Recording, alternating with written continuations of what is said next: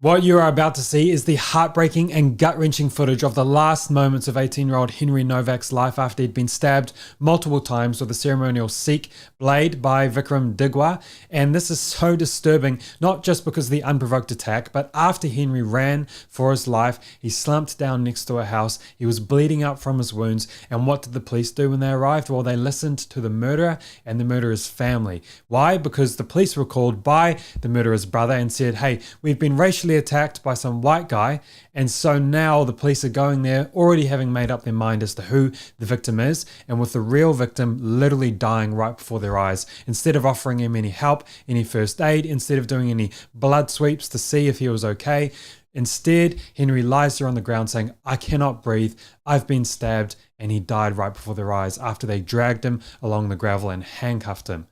This is absolutely heartbreaking and is the deadly consequences of intersectionality and believing the lie that somehow racism can solve racism. This poisonous belief system has been affecting the Western world, and it is on heartbreaking display in these final moments of Henry's life. Let's play that footage now. This is Vickrum Digwa, the killer, on the night he stabbed Henry Nowak multiple times. Police released this body cam footage. 4 other people can be seen while Henry is on the floor. Right. He keeps dropping side to side, so I'm just trying to keep him set up. Right. He's got a mouthful of blood, I don't want him... A discussion takes place between police and bystanders before police ask Henry... What's your name, mate? Henry attempts to respond. Then, the police officer says... Has anyone been hurt other than him? At this point, Digwa steps in, saying he's the victim. He's took my turban off, started grabbing my head. Are you injured? Yeah, I've got swollen eye, a little bruise. Alright, just step back a little bit. So they ask the murderer whether he's okay because he has a little supposed bruise or scratch or something on his eye, and he's taken his own turban off, so woe is him. Meanwhile, they've already been told that Henry is unable to sit up, his mouth is full of blood, he's already saying he can't breathe, and yet the attention is still going to the man who's walking around clearly completely fine, and turns out that he's a murderer. This is the first time we can clearly hear Henry say he's been stabbed in the footage, 49 seconds in.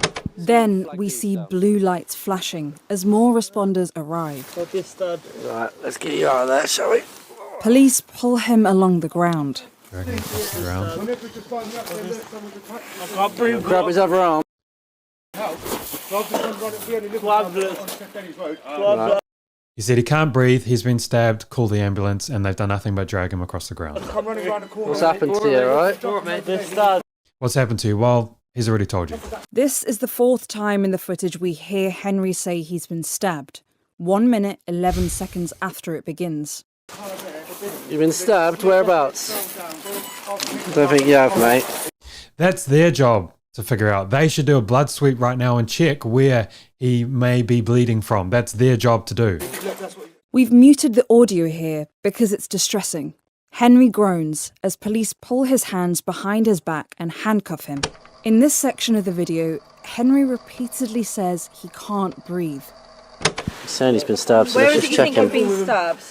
I don't know if the footage makes the color look off, but from what I can see right there, his hands look white. They look like they've already been drained of all the blood. It could just be the lighting, but to me it seems that even just looking at his hands, he's not in a good way. This is moments before his life is gone. 1 minute, 48 seconds in, a police officer lifts up the side of Henry's top, but goes no further. Then we can hear someone say, he hasn't been stabbed. In the face? Oh no, but we have to check, don't we? Yeah, I know, Mr. Murderer, he hasn't been stabbed, he's fine, but we have to check. We have to go through the motions. In the face? Then, with police surrounding him, Henry says, please, brother, I can't breathe. In total, we've clearly heard Henry say he can't breathe 7 times. Police officers say Henry is under arrest and read him his rights. 2 minutes, 48 seconds after the footage begins, police call for an ambulance. Anyone with a conscience is going to be infuriated or heartbroken by watching that footage. You can see why there's been so much anger and frustration and protest in the streets over in Britain, although we would not condone violence towards police officers. But you'll see why they are so angry as to what has come of their police force, what has come of their justice system. We're going to hear from Nigel Farage as to why he thinks the policing system has gotten to where it is today. And we're also going to hear from Henry's dad and his response to this heartbreaking tragedy. Let's dig into it.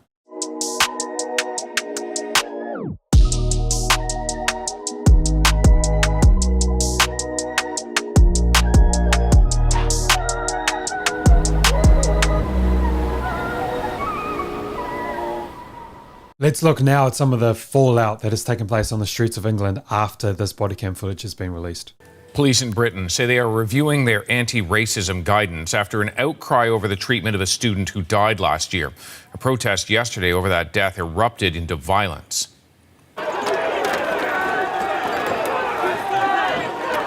Political tensions have been rising for months over the student's deaths. Police had handcuffed and arrested the 18-year-old after he had been stabbed. He then died. His killer falsely accused him of racism. You can see all the anger and the protests spilling out onto the streets as people are crying out for change and for a full review to take place as to how the police have managed to get themselves into a position where someone can be stabbed and bleeding out on the floor right in front of them, but they are more concerned about a potential racist remark or racist attack over someone and towards someone that is clearly unharmed and completely fine. This is the type of wonky justice and wonky focus that these police officers are being trained to function within. It comes directly from this intersectionality worldview, directly from this critical theory nonsense, and now it's having very real consequences. And this has been predicted by many people for a long time because it's already played out in history before. Here's an example of Jordan Peterson talking about this. I think the group identity game ends in blood. Doesn't matter who plays it. Left-wingers play it, blood. Right-wingers play it, blood. And lots of it, not just a little bit. You can't play the identity politics game. Well, so what do you do instead? You live the mythologically heroic life as an individual. That's the right place to work. And that's the message of the West, as far as I'm concerned, is that we figured that out. We figured out that the collective identity was not the pinnacle statement. That the individual, not that collective identities have no value, obviously, family has value and your organizations have value, all of that. That's not the issue. The issue is what's the paramount value? What's the metric by which people should be measured? And the answer is they should be measured as individuals, as if they have a divine soul. They should be measured in that manner. Jordan Peterson is all too aware of the blood that's been shed throughout human history when identity politics is used to turn one group against another. As soon as someone is placed in oppressed or oppressed category, then the oppressed category has the license to commit all kinds of evil against a whole group of people. You end up with state-sanctioned racism towards certain groups just to try and balance out racism that has supposedly happened in the past, which may or may not have actually been the case. And what's the result? Well, a young white man bleeding out on the ground while police are more concerned for the supposed hurt feelings that have been caused from an alleged racial attack, which now we've seen hasn't actually taken place because we've got the cell phone footage to prove it. These are simply dangerous ideologies that have leaked throughout the Western world, not only the UK, but in other countries as well. Jordan Peterson is right. This has played out in history before. We need to be aware of it so that people like Vickrum Digwa and his family don't weaponize our own weaknesses against us. Vikram's brother knew he could at least temporarily, protect his brother by lying and saying that they were racially attacked by some white guy. Vickram takes his turban off and then lies to police, saying that Henry hasn't been stabbed, knowing that Henry desperately needs medical help, desperately needs medical attention because he's bleeding out. He knows he was stabbed because he stabbed him multiple times. And because of police training, causing them to be more concerned about potential racism than a literal murderer, they do nothing to help Henry as he dies. This pathetic police policy has caused someone to not only lose their life, but lose their life in a very heartbreaking way. Now, of course, we don't know whether they had applied first aid straight away, whether they could have saved Henry's life, but we do know that the way that they treated him when they should have been trying to save his life is absolutely evil and heartbreaking. We'll hear now from Nigel Farage because he is well aware of where this problem has come from.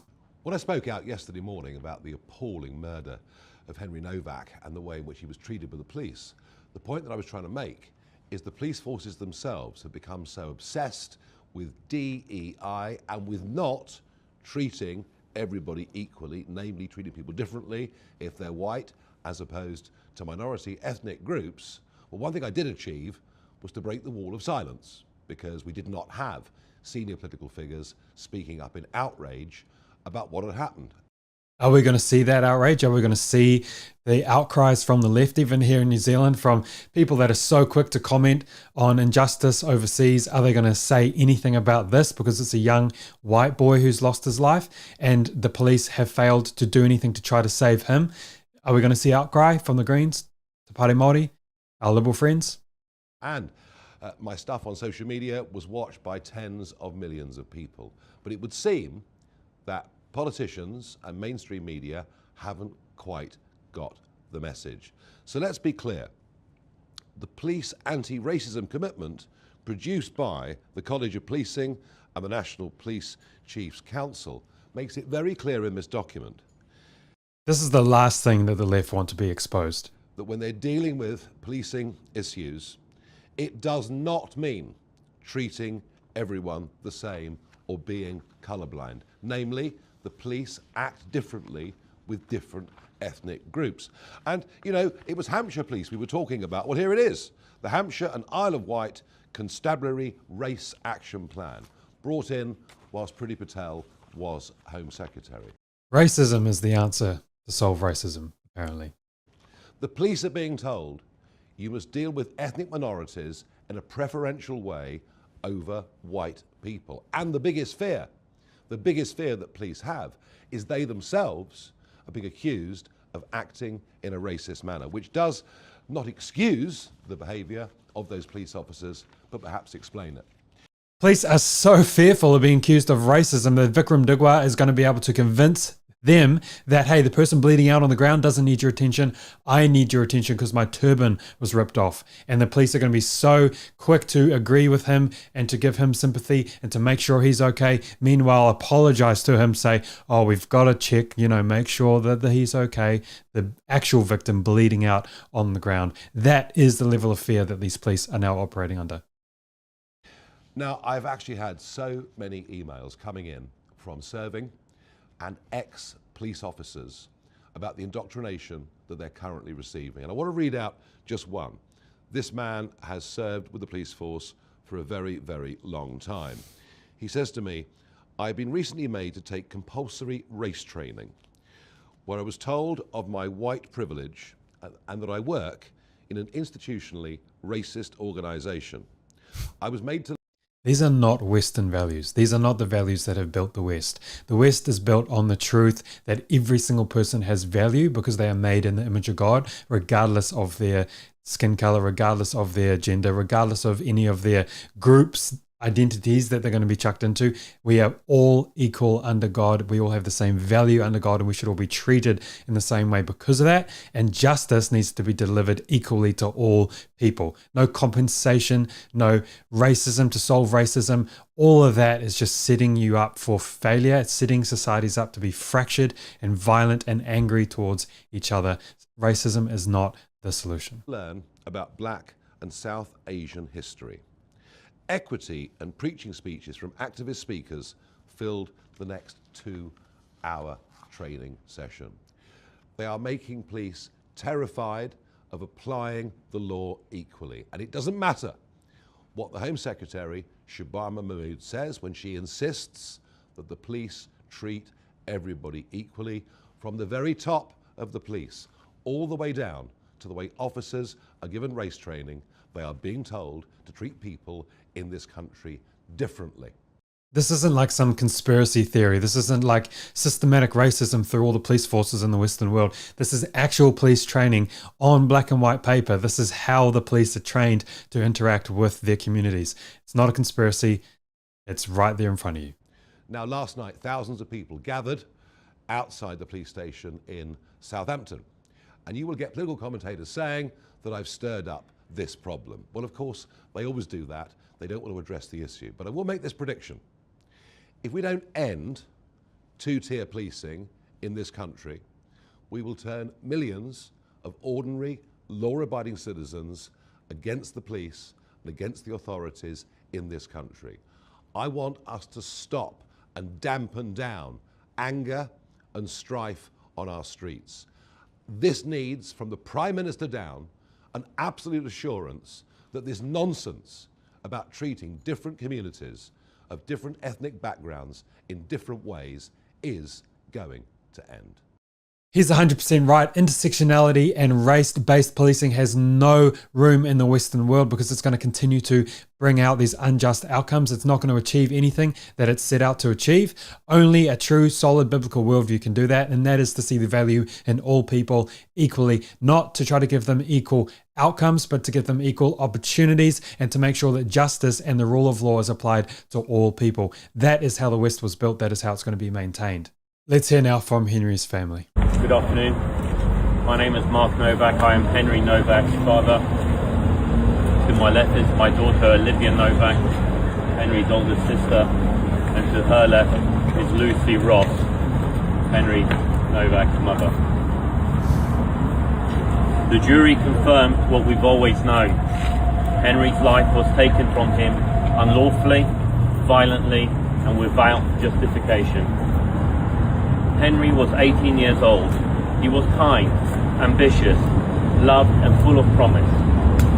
He had his whole life ahead of him, a degree to finish, places to see and a future to build. That future was stolen from him and no verdict or sentence will ever give it back. Henry did nothing wrong. He was one of the kindest, friendliest and most inclusive people you could ever hope to meet. He was amazing in every way. On the 3rd of December last year, Henry was walking home from a night out with his university football teammates when he encountered Vickrum Digwa, a man openly carrying a large knife on the streets of Britain. That knife was used to take Henry's life. He should have been safe walking home. Instead, he became another young life lost to the brutal reality of knife crime in this country. Henry had been stabbed multiple times, and as his chest filled with blood, he tried to escape. He was chased, abused, and filmed by Vickrum Digwa and others. When police arrived, Henry was lying on the floor, barely able to sit up and plainly in severe medical distress. With his final words, he told officers that he could not breathe. He told them he had been stabbed. In fact, Henry told officers that he could not breathe 9 times. He told them he had been stabbed 4 times. The response from one officer was, "I don't think you have, mate."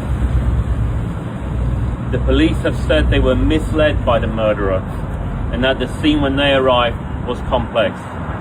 Unfortunately, it seems to us the truth is much simpler. The police were told by our son himself and by a member of the public who called 999 that they heard someone shout that they had been stabbed. But the police did not believe them. Henry was pulled across the gravel. So someone else had called the police and said that someone had been stabbed, but because the police had also been called and told that they had received a racial attack, being Digwa's brother, well then that took precedent over even an alleged or reported stabbing, and then the victim of that stabbing being right there in front of them. His hands forced behind his back and he was placed in handcuffs. Instead of being treated as a dying victim, police formally arrested Henry for assault and read him his rights. That was the last thing he heard. Henry did not die with dignity. He did not die with the care he deserved. He lost consciousness before anyone believed him. Let me be absolutely clear. We hold Vickrum Digwa solely and 100% responsible for the brutal murder of our son. But Henry should not have died on the streets of Southampton in police custody. The way he was treated was inhumane and degrading. His murderer, however, was afforded decency. He was believed. He was not handcuffed when arrested. He was not handcuffed when transported to the police station. As far as we understand, he was never handcuffed at all. Why did Henry even need to be handcuffed? He was on the ground, clearly in a very, very poor medical state, not fighting back in any way, not showing any signs of danger, and yet very clearly needing help, and yet he had his arms forced behind his back whilst he cried out that he couldn't breathe. And, as Vickrum Digwa himself told the court, whilst under arrest for Henry's murder, police even took him to the kitchen so he could choose his food. The contrast is unbearable. You have to put your head very deep in the sand to ignore what's very clearly taken place here.